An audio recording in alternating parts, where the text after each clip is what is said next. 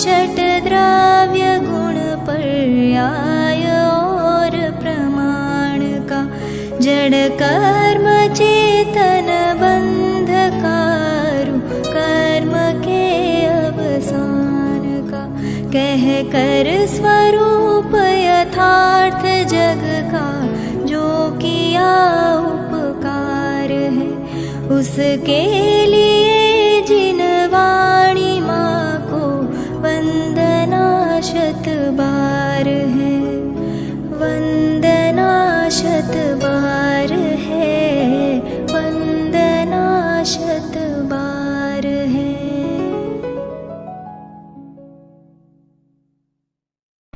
प्रत्यगात्मना अनेकान्तमयी मूर्ति नित्यमेव प्रकाशितम्।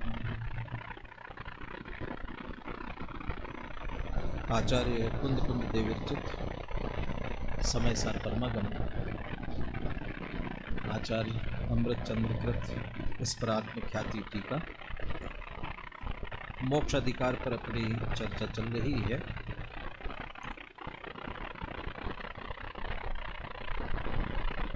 मोक्ष के उपाय की चर्चा करते हुए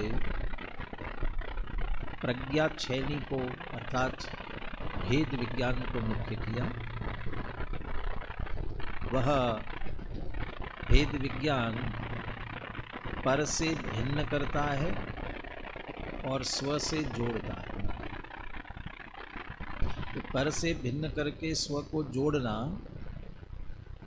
तो जिसने पर से भिन्न अपना स्वरूप अच्छी तरह से जान लिया, समझ लिया, अब ऐसा कौन होगा जो उन पर द्रव्यों को अपना कहेगा। जिसने बहुत अच्छी तरह जान लिया, पहचान लिया, समझ लिया है, वह तो पर द्रव्य को किंचित मात्र भी अपना नहीं कहेगा। इस तरह से पर द्रव्य पूर्णतया हेय है और एक चैतन्य स्वरूप आत्मा ही ग्रहण करने योग्य है। इसकी मुख्यता से पिछली गाथा की चर्चा हुई थी और इसी गाथा के विषय को समेटते हुए उपसंहार के रूप में जो कलश लिखा, उस कलश में तो अमृतचंद्र आचार्य ने मानो मुक्ति के लिए एक सिद्धांत दिया और मोक्षार्थियों को उस सिद्धांत का अवलंबन करने की प्रेरणा दी। वो 185वां कलश कल अपन ने देखा था, उसका भावानुवाद बनारस दास जी ने जो दिया है वो शेष था।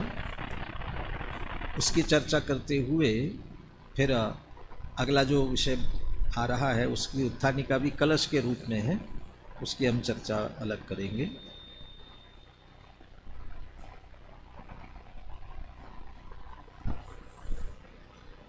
पेज नंबर 167 पर निकाल लीजिए, अनुशीलन में पेज नंबर 167 पर। इसके लिए अपन पहले 185 कलश पढ़ते हैं पद्यानुवाद के साथ में, ताकि मूल कलश का भाव ख्याल में आ जाए। फिर बनारसी दास जी का भावानुवाद लेंगे ध्यान में। बोलिए। सिद्धान्तोऽयमुदात्त चेत चरितैः मोक्षार्थिभिः सेव्यताम् शुद्धं चिन्मयमेकमेव परमं ज्योतिः सदैवास्म्यहम् एते ये तु समुल्लसन्ति विविधा भावा पृथग् लक्षणा सेहं नास्मि यत्सूत्र ते मम पर द्रव्यं समग्रा अपि मैं तो सदा ही शुद्ध परमानंद चिन्मय ज्योति हूँ सेवन करें सिद्धांत यह सब ही मुमुक्षु जो विविध पर भाव मुझ में दिखे वे मुझसे पृथक वे मैं नहीं हूँ, क्योंकि वे मेरे लिए पर द्रव्य हैं। ये मूल गाथा और उसके पद्यानुवाद की बात अपन ने पढ़ी। अब इसका भावानुवाद बनारसीदास जी का भी पढ़ते हैं।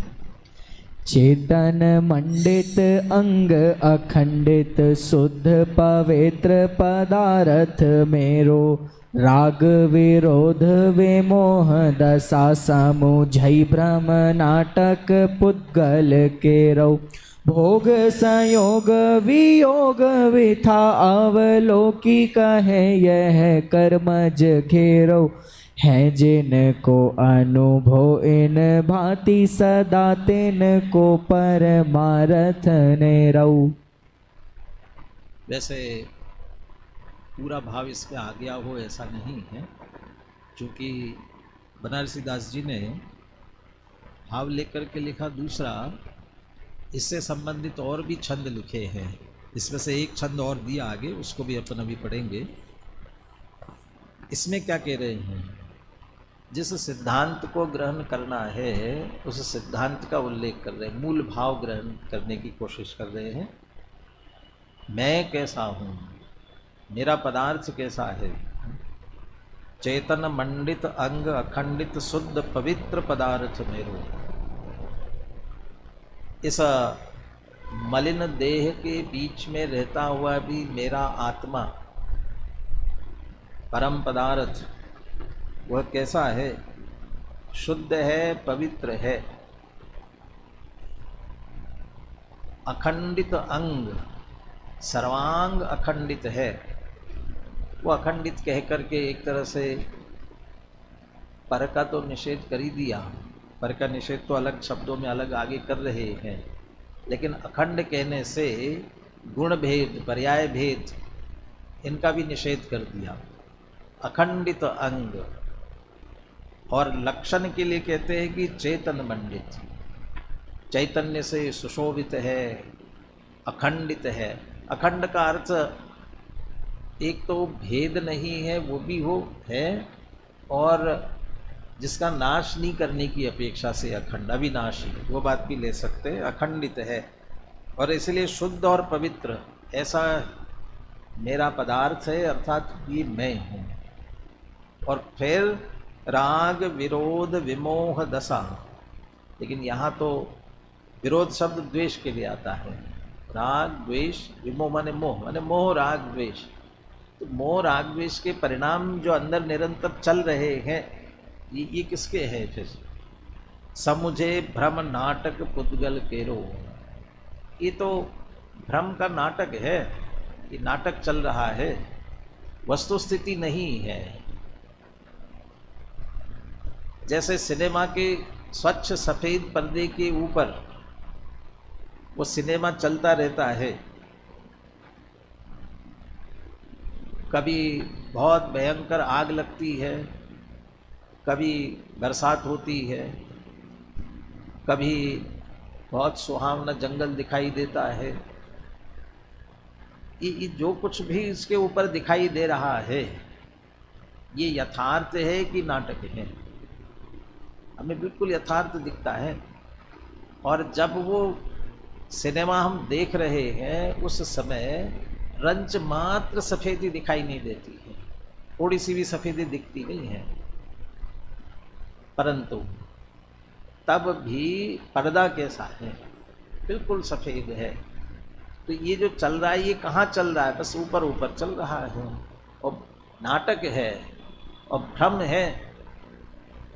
वो पहले ज़माने में जैसा ही कहते हैं ना, एक बूढ़ी अम्मा सिनेमा देखने चली गई और सिनेमा देख रही थी, इतने में उसमें बरसात होने लग गई। बरसात होने लग गई तो जल्दी से उठ करके जाने लगी। अम्मा जी कहाँ जा रही हो? अरे बारिश हो गई। तो क्या हो गया? मैं गेहूँ सुखाने के लिए डाल के आई थी, तो गीले नहीं हो जाए, समेटने पड़ेंगे, उठाने पड़ेंगे, ले निकालने के लिए जाना पड़ेगा। बोले नहीं बरसात नहीं हो रही है, चिंता मत करो, तो हो तो रही है ना। ये तो झूठी बारिश है, झूठी कहाँ, सच्ची तो हो रही है। सच्ची लग रही है लेकिन झूठी है। ऐसे ही जितने मोह राग द्वेष, राग विरोध विमोह दशा समुझे भ्रम नाटक पुद्गल के, ये तो ज्ञानी की बात कर रहे हैं, जिन्हें अनुभव हो गया उनकी बात कर रहे हैं। बाकी तो नाटक कहाँ समझते, वो यथार्थ समझते हैं। सामने वाला कितना भी क्रोध करे, यदि सामने वाले को हम ये समझे ये तो शुद्ध आत्मा है। यहाँ तक कि समाधि शतक इत्यादि ग्रंथों में लिखा ना, तुम जिससे क्रोध कर रहे हो या जो दिख रहा है, तुम गुस्सा करके उसे गाली दे रहे हो, गलौज कुछ कर रहे हो ना, वो दिख रहा है ना, वो सुनता नहीं समझता नहीं है। और जो समझ सकता है वो तुम्हें दिखाई नहीं देता है। तुम किसके साथ झगड़ा करोगे? जिससे झगड़ा कर रहे हो ये कुछ समझता नहीं, क्योंकि ये तो जड़ है, ये समझता नहीं है। और जो अमूर्तिक चैतन्य आत्मा है वो तुम्हें दिखाई नहीं देता है, किससे करोगे? सामने वाले को शुद्ध आत्मा यदि जानते और मानते हैं तो राग द्वेष हो ही नहीं सकता है। तो इसलिए जो हमें यहाँ राग द्वेष हो रहा है वो भ्रम है, सामने वाला राग द्वेष कर रहा है वो भी भ्रम का ही नाटक है, वो वस्तु स्थिति नहीं है। समुझे भ्रम नाटक पुद्गल के रो, ये तो पुद्गल के उदय का प्रतिबिंब है। पुद्गल के उदय का क्रम चल रहा है और चैतन्य स्वरूप आत्मा के उपयोग में झलक रहा है, ये उसके पुद्गल के परिणाम है। पुद्गल के रो, एक तो मोह राग द्वेष के परिणाम, ये घाती कर्मों से होने वाले परिणाम, ये पुद्गल के परिणाम। और दूसरी तरफ भोग संयोग वियोग विथा, जितना भी पांच इंद्रिय के विषय भोग मिल रहे हैं, कदाचित संयोग हो रहा है, कदाचित वियोग हो रहा है, इसकी जो सारी व्यथाएं सहनी पड़ रही है, अवलोक की कहे यह कर्मज घेरो, इन सबको देख करके ज्ञानी तो ये समझता है ये कर्म जनित घेरा है, ये सब कर्म की स्थिति है, कर्म के उदय के साथ इनका जुड़ान है, कर्म खत्म हुआ तो ये जाने वाले, इसलिए इसमें मेरा कुछ भी नहीं है। जितना संयोग है वो भी, कदाचित वियोग हुआ वो भी, देहादि में अनुकूलता हो तो प्रतिकूलता हो तो वो सभी है। जिनको अनुभव ये भांति सदा तिनको परमार्थ नेरो, ऐसा अनुभव जिन्हें है, एक तरफ अपने चैतन्य स्वरूप शुद्ध आत्मा का अनुभव है और चैतन्य आत्मा के अतिरिक्त बाकी सभी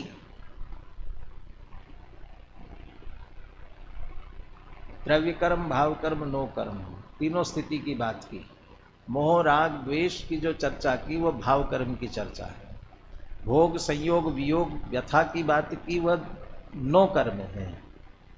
और ये सभी कर्मज घेरो, ये सब कर्म के उदय के स्वाद है, कर्म के उदय के अनुसार हो रहे हैं, ये द्रव्य कर्म है, ये सब उनका खेल है।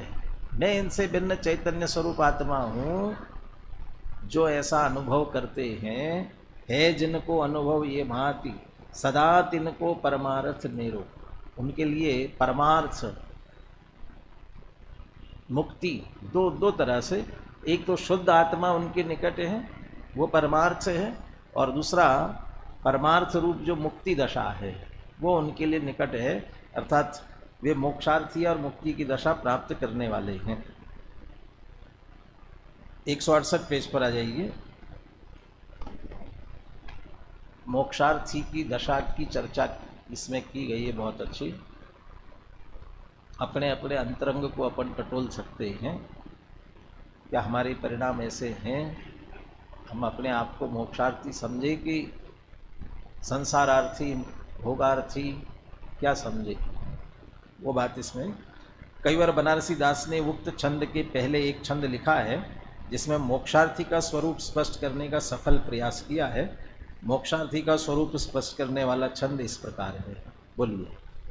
जिनके सुमति जागी भोग सो भय विरागी, पर संग त्याग जे पुरुष त्रिभुवन में, रागादेक भावनी सो जिन की रहनी न्यारी, कबहु मगन है न रहे धाम धन में।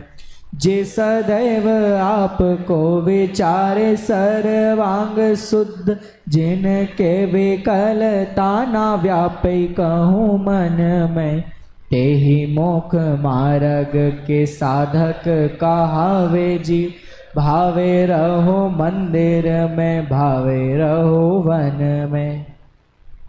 अंतिम शब्द पूछता अंतिम पंक्ति में से, भावे रहो मंदिर में, भावे रहो वन में। या मंदिर शब्द का क्या अर्थ होगा? चाहे मंदिर में रहो चाहे वन में रहो। यहाँ जो मंदिर शब्द दिया है ना, वह घर के लिए दिया है। माने एक गृहवासी और एक गृह त्यागी वनवासी, तो घर में रहे माने गृहस्थ और वन में रहे माने मुनिराज, उनकी बात कर रहे हैं। वो मंदिर शब्द आखिरी में दिया, इसलिए मैंने कहा तेई मोक्ष मार्ग के साधक कहावे जी, वे मुक्ति मार्ग के साधक है। यदि ऐसी दशा है तो समझ लेना मोक्ष मार्ग के साधक है, मुमुक्षु है, आत्मार्थी है, आध्यात्मी है। साधक, साधक शब्द भी दिया, मोक्ष मार्ग के साधक का ना, वे साधक है, आराधक है। बाकी सब संसार मार्गी है। सबसे पहले जिनके सुमति जागी, सबसे पहले प्रज्ञा रूपी छैनी के द्वारा जिन्होंने भेद विज्ञान कर लिया है और भेद विज्ञान के माध्यम से जिन्हें सम्यक ज्ञान प्रकट, जिनके सुमति जागी भोग सो भये विरागी। अब भोग से विरागी हुए, लेकिन अंत में लिख रहे हैं चाहे घर में रहे चाहे वन में रहे, घर में रहे तो भी चलेगा, लेकिन भोग से विरागी। जिनके अंदर सुमति जागृत हुई है, और उस सुमति में दो ही मुख्य है। विपरीतता में परद्रव्यों को अपना जानना और परद्रव्यों में सुख मानना, सबसे ज़्यादा दो भूल होती है हमारी। परद्रव्यों को अपना जानते, अपना मानते हैं, और परद्रव्यों में सुख बुद्धि होती है। और परद्रव्यों को अपना जानने मानने के पीछे भी सुख बुद्धि है। तो जिनकी परद्रव्यों में से सुख बुद्धि निकल गई है, अब परद्रव्य में सुख है ही नहीं, अच्छी तरह से जिन्हें निर्णय हुआ वे पांच इंद्रिय भोगों में कैसे लगेंगे। लेकिन अभी घर में है तो पांच इंद्रिय भोग भोगते हुए दिख रहे हैं ना। ये जो भोग भोगते हुए दिख रहे हैं, ये सिर्फ जैसे किसी को रोग होने पर रोग की पीड़ा दूर करने के लिए औषधि सेवन करता है, ऐसे ही अभी भूमिका ऐसी है जिसके कारण विषय की इच्छा होती है, वो पीड़ा सही नहीं जाती है, तो उसके उपचार के रूप में रोग में रोगी जिस तरह औषधि ग्रहण करता है, ऐसे विषय भोगों का सेवन करते हैं। रोगी को औषधि में सुख बुद्धि नहीं होती है, रुचि नहीं होती है। हमेशा ये लगता है कि कब छूटे, जल्दी से जल्दी ये छूट जाए, ऐसी भावना होती है।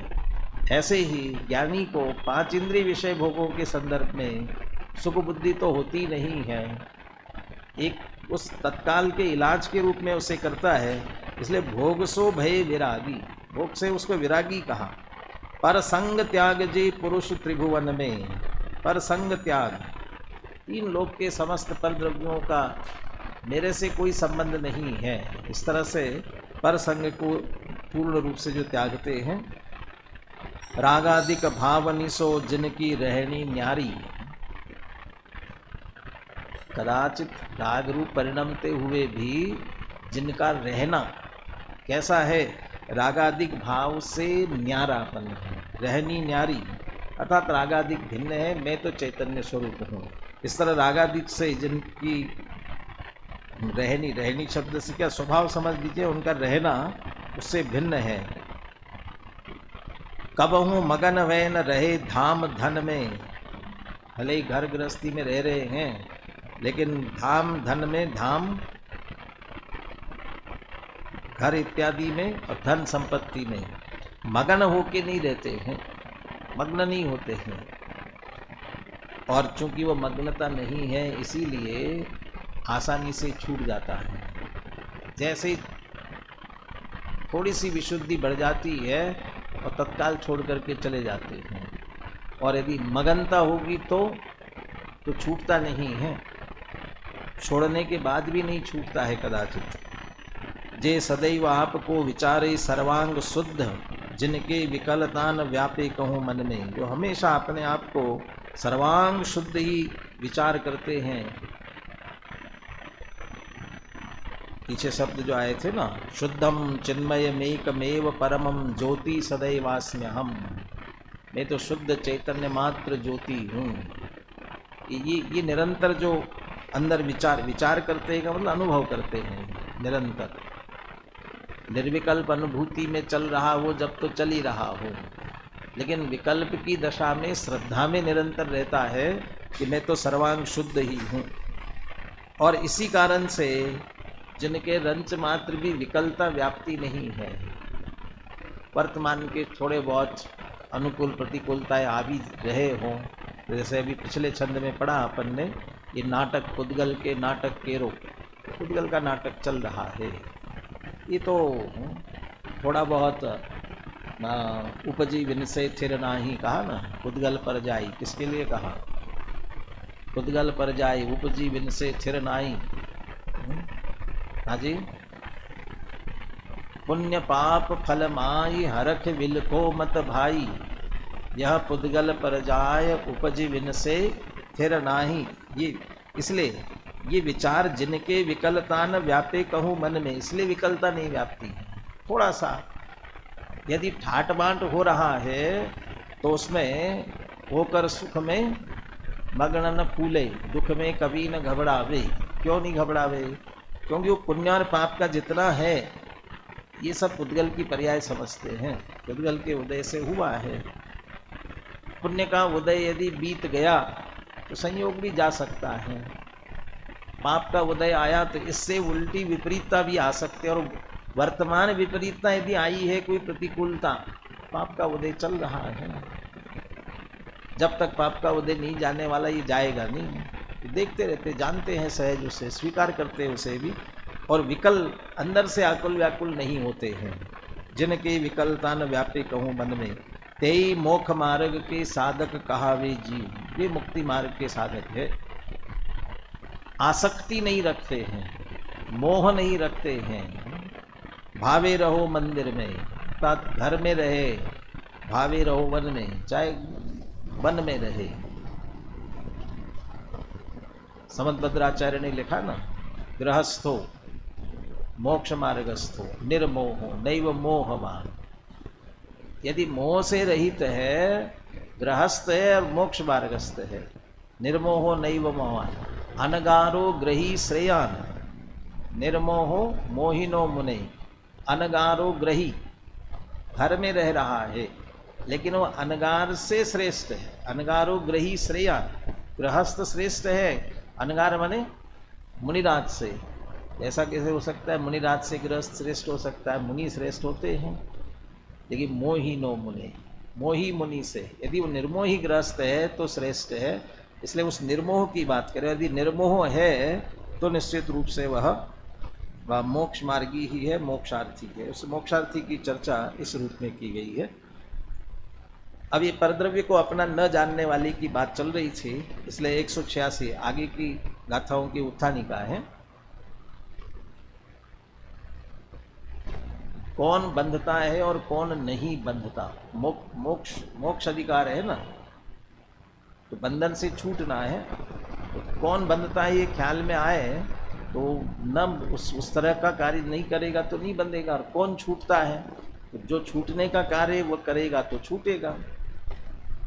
पीछे उदाहरण दिया बंधन में पड़े हुए व्यक्ति का, अब उदाहरण दे रहे हैं अपराध का, अपराध और निरपराध बनेगा। उस दृष्टि उसके अनुसार यहाँ मोक्ष मार्ग को, मोक्ष के उपाय को समझाना चाहते हैं।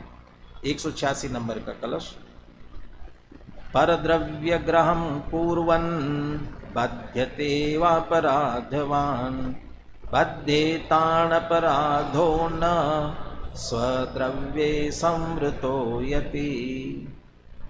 परद्रव्य ग्रहम कुर्वन् बध्यते एव अपराधवान।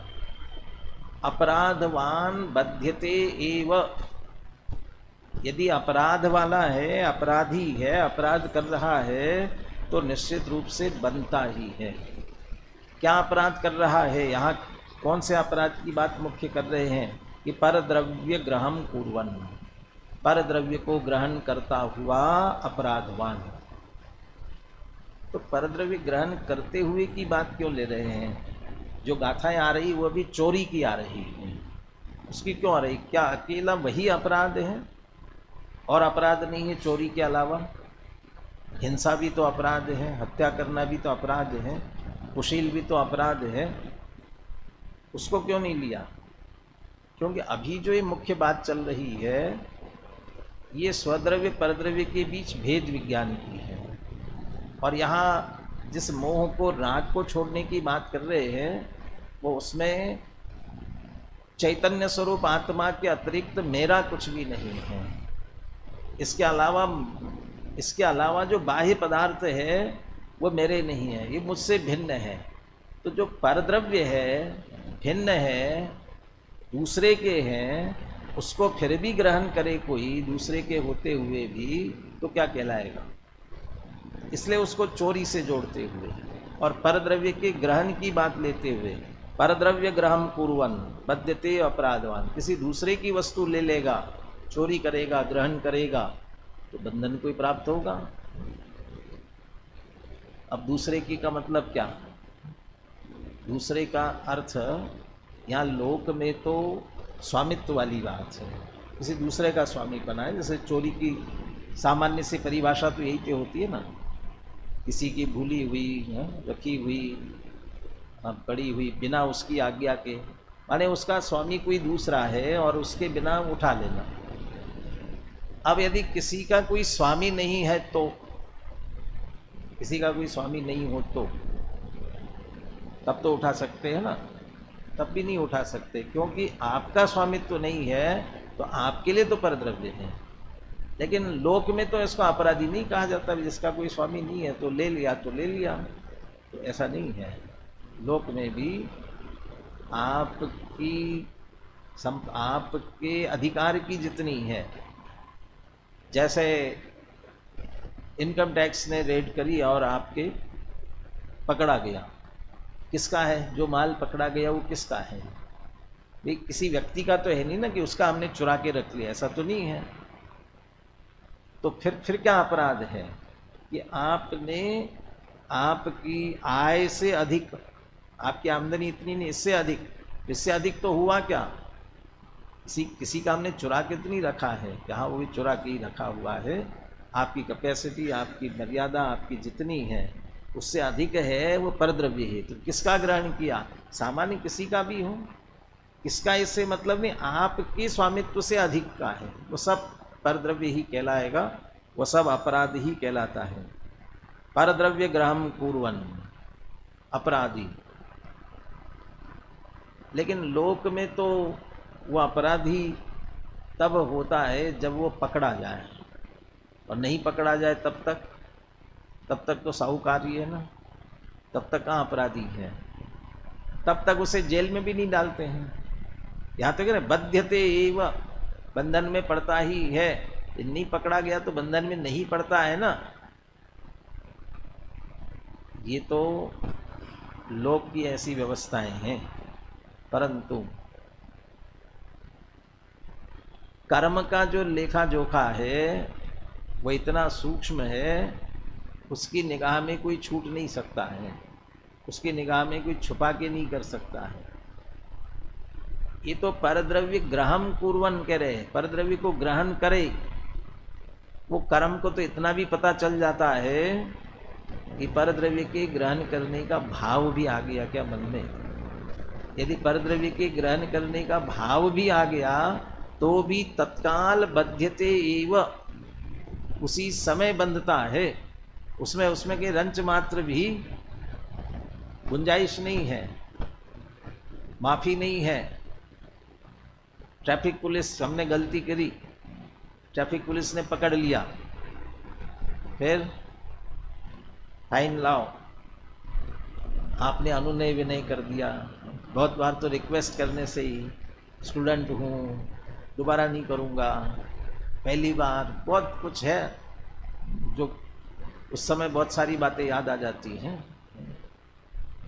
क्षमा वाली सारी बातें याद आ जाती हैं क्षमा मांगने की। वैसे क्षमा मांगने के लिए कहा जाए, लड़ाई झगड़ा हो जाए और कहे कि भैया नहीं, गलत बात है, क्षमा मांगो, मैं क्षमा मांगता, अरे अच्छे से कहो, विनय पूर्वक कहो। विनय के शब्द याद नहीं आ रहे हैं अभी याद नहीं आ रहे, गला फंस गया होगा तो फिर याद आते हैं बहुत शब्द।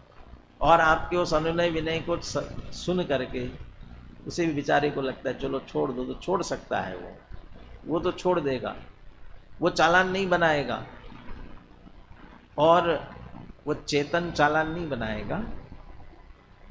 लेकिन जो अचेतन, वो कैमरा लगा होता है ना, तो आजकल सुना है कि वो वहाँ आपने रूल मैंने तोड़ा, नियम तोड़ा, और वो उसने पकड़ लिया तो तत्काल उधर चालान बन जाता है, और चालान बनेगा और फिर आपके एड्रेस पर पहुंच जाएगा।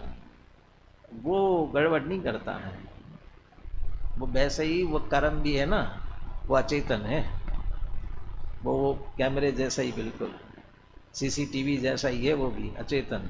उसको दया माया नहीं है आपकी तरफ से कोई भी किसी तरह की।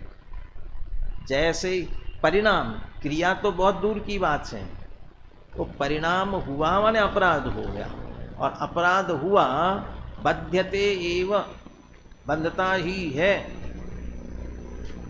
उसको आपने बहुत बड़ा अपराध किया था, और उस अपराध में आपको, अब तो मेरे ख्याल से रेड लाइट तोड़ने का भी शायद 1000 रुपया जुर्माना हो गया शायद। मान लो रेड लाइट तोड़ने का 1000 रुपया हो और कोई दूसरे का 100 रुपया जुर्माना हो,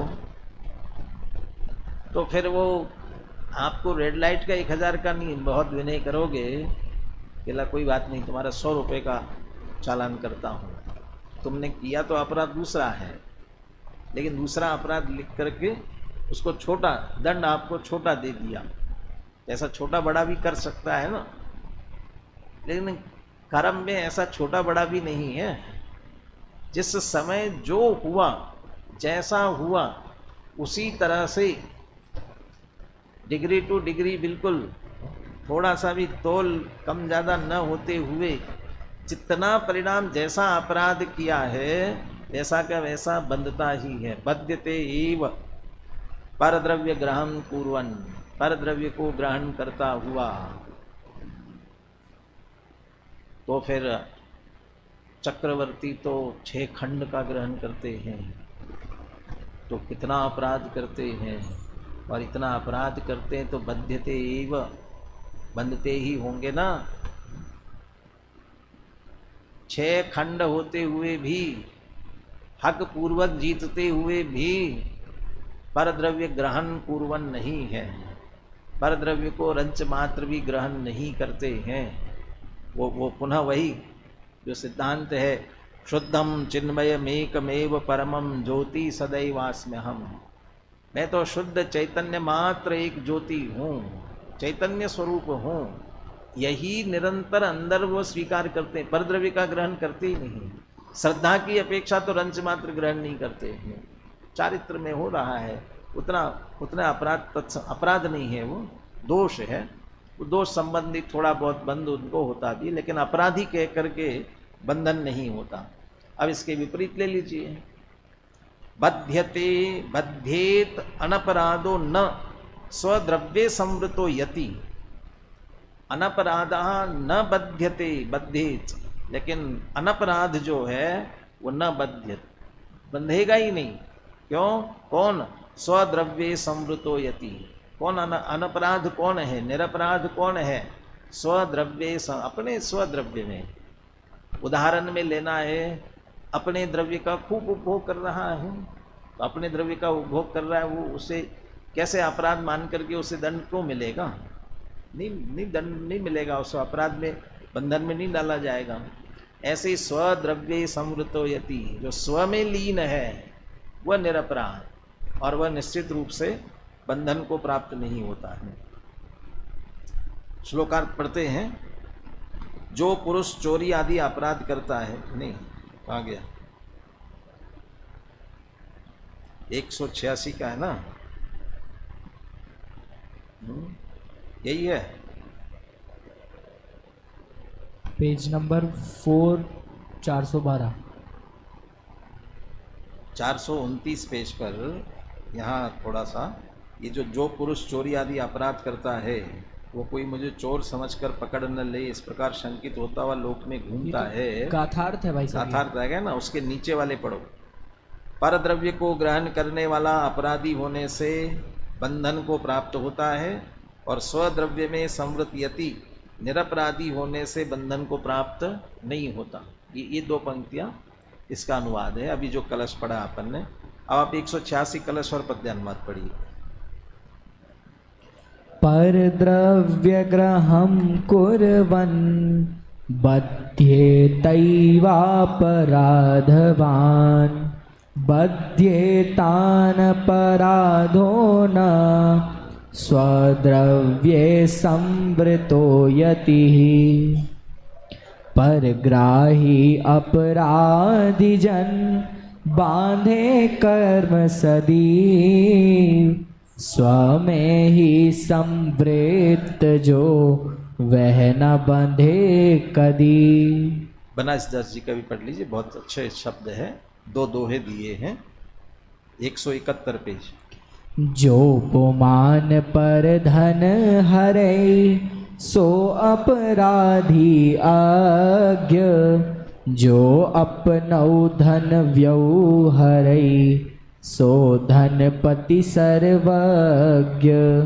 पर की संगति जो रचे बंद बढ़ावे सोई, जो निज सत्ता में मगन सहज मुक्त सो होई।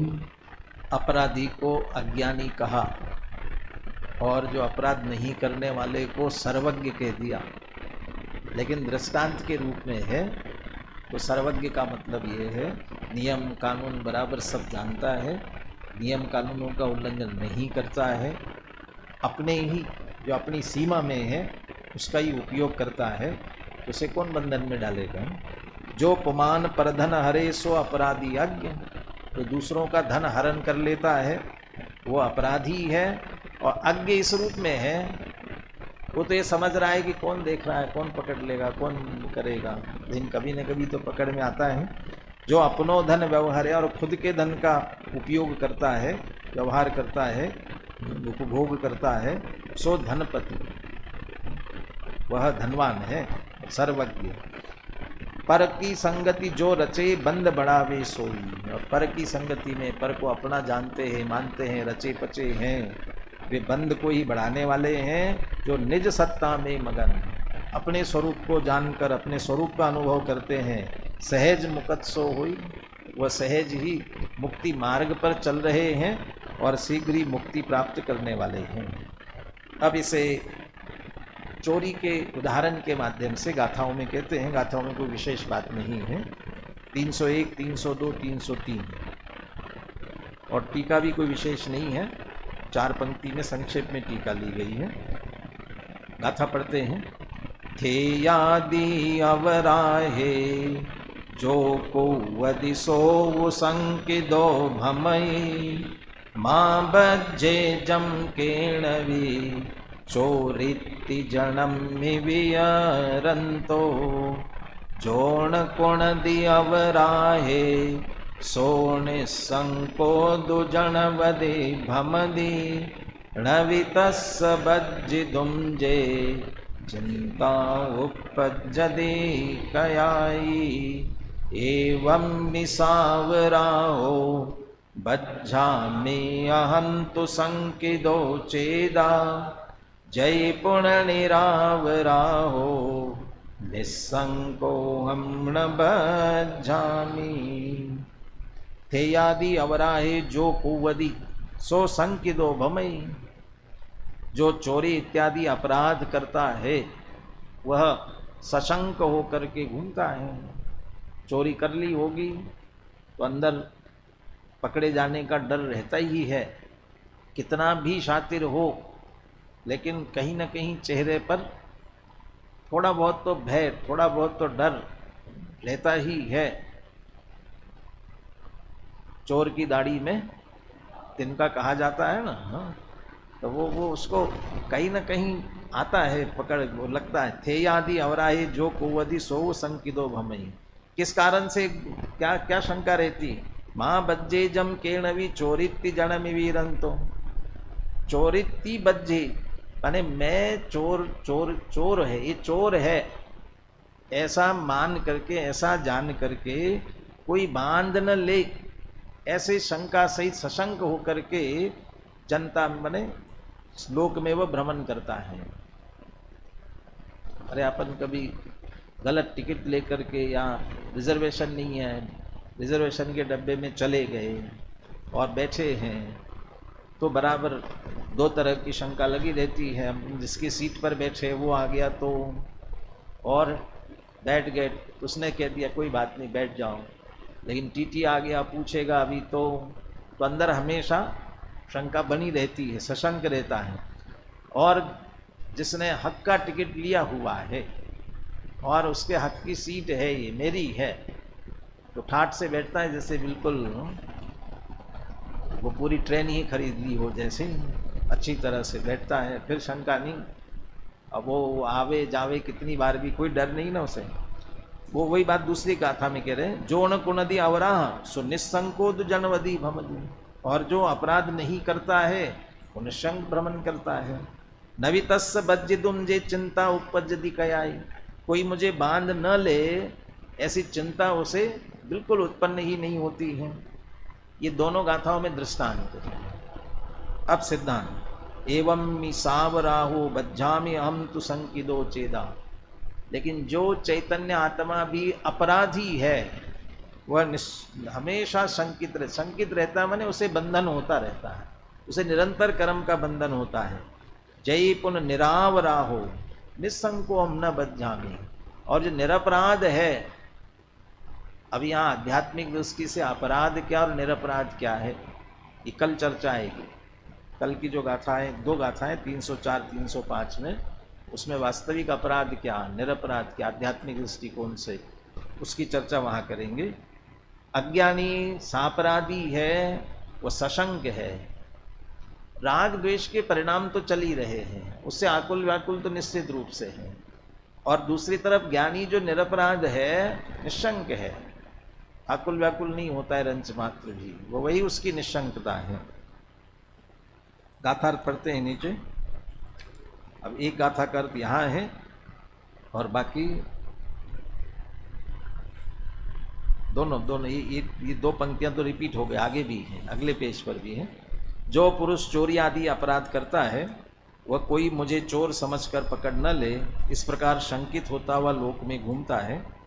जो पुरुष अपराध नहीं करता है वह लोक में निशंक घूमता है, क्योंकि उसे बंधने की चिंता कभी भी उत्पन्न नहीं होती। इसी प्रकार अपराधी आत्मा, मैं अपराधी हूँ इसलिए मैं बंधूंगा, इस प्रकार शंकित होता है। और यदि वो निरपराध हो तो मैं नहीं बंधूंगा, इस प्रकार निशंक होता है। बोलिए तीनों गाथाएं और पद्यानुवाद बोलिए। थे आदि अवराहे जो कुबदी सो संकिदो भमई। माँ बज्झे जम केणवी चोरिति जनमि वियरंतो। जोण कुणदी अवराह सोणे संकोदु जनवदी भमदी।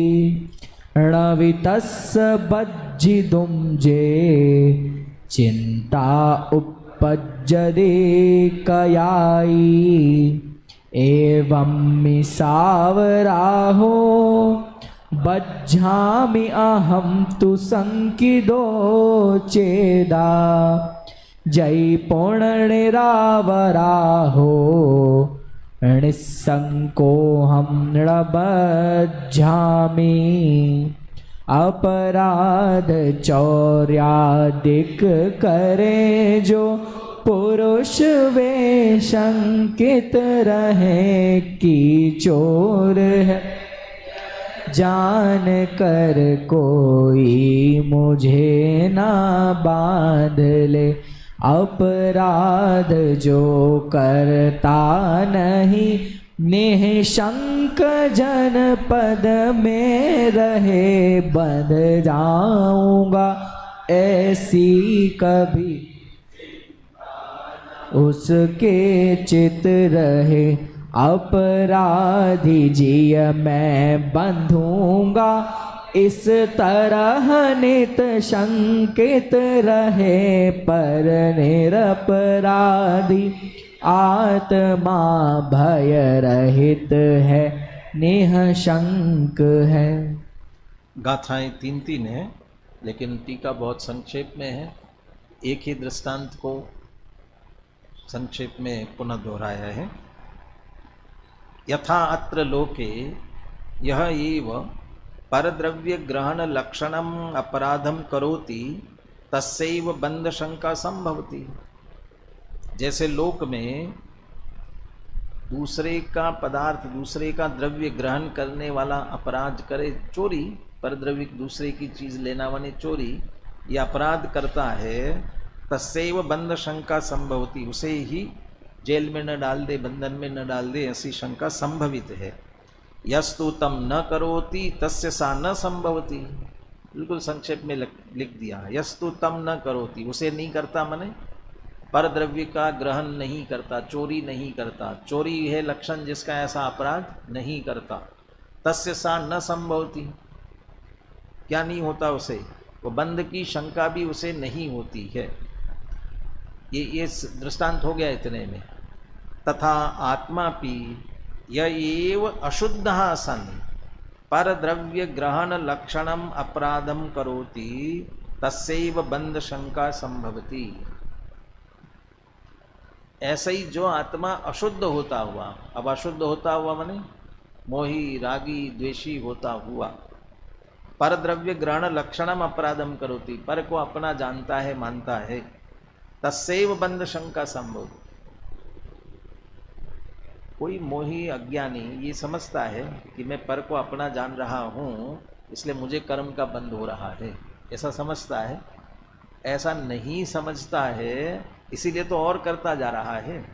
ये बात समझ में आ जाए कि मैं गलती कर रहा हूँ तो गलती छोड़ सकता है ना। गलत कहाँ मान रहा है, गलत नहीं समझ रहा है लेकिन गलत कर रहा है, तो लेकिन उसको मुझे बंद होगा, मुझे शंका कहाँ पड़ी है, वो तो अपने निर्बंध ही समझ रहा है, कोई बंधन नहीं होता है, ऐसा समझ रहा है। बंध शंका संभवती माने उसे कर्मों का बंध होता है। शंका हो रही माने उसके मन में ही शंका हो रही, ऐसा तात्पर्य न लेते हुए उसे बंधन होता है, ये कहना चाहते हैं सीधे। जो भी अज्ञान के कारण से जानकर नहीं जानकर पर द्रव्य को अपना अशुद्ध सन मोही रागी द्वेषी होते हुए पर को अपना जानता है, मानता है, तो निश्चित रूप से उसे कर्म बंधन होता है। यस्तु शुद्ध संस्तम न करोति तस्य सा न संभवती, और शुद्ध होता हुआ अर्थात किंचित मात्र परद्रव्य के प्रति मोह आसक्ति न रखता हुआ और अपने आप को शुद्ध चैतन्य स्वरूप आत्मा स्वीकार करता हुआ परद्रव्य को ग्रहण नहीं करता रंच मात्र भी, तस्य सा न संभवती, उसे बंधन भी नहीं होता है। समय सार की दृष्टि से तो सम्यक दर्शन सम्यक ज्ञान हुआ माने कर्म बंधन बंद हो गया, ज्ञानी के बंद होता ही नहीं है, बंधन से रहित हो गया, निराश्रवी हो गया हुआ। अथा सर्वथा सर्वपरकीय भाव परिहारेण शुद्ध आत्मा ग्रहीतव्यः तथा सत्येव निरपराधत्वात्। बस ये मूल रूप से उपदेश देना चाहते हैं। इसलिए सर्व पर भावों को छोड़ करके पर भावों में परद्रव्य के भाव, उनके निमित्त से होने वाले अपने विकारी भाव, इन सब को प्रत्येक आत्मा में जिन जिन को लेते हैं उन सब को छोड़ करके शुद्ध आत्मा ग्रहीतव्यः तथा सतीव निरपराधत्व, तभी वह वास्तव में निरपराध होता है। और निरपराध होता है तो बंधता नहीं, और बंधता नहीं है का मतलब मुक्त होता है। इसलिए मोक्ष के उपाय के रूप में ये चर्चा की गई।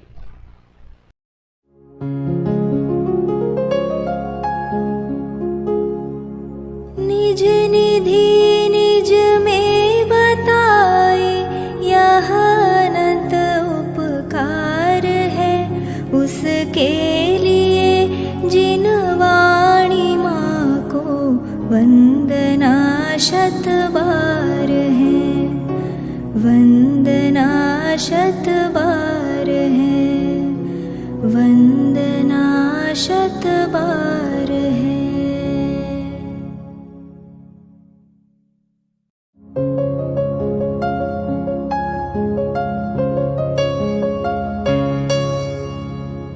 जिन वाणी भारती तो ही जपो दिन रैन, जो तेरी शरणा गहे सो पावे सुख चैन। जा वाणी के ज्ञान ते सूझे लोकालोक, सो वाणी मस्तक नवो सदा देत हो ढोक, सदा देत हो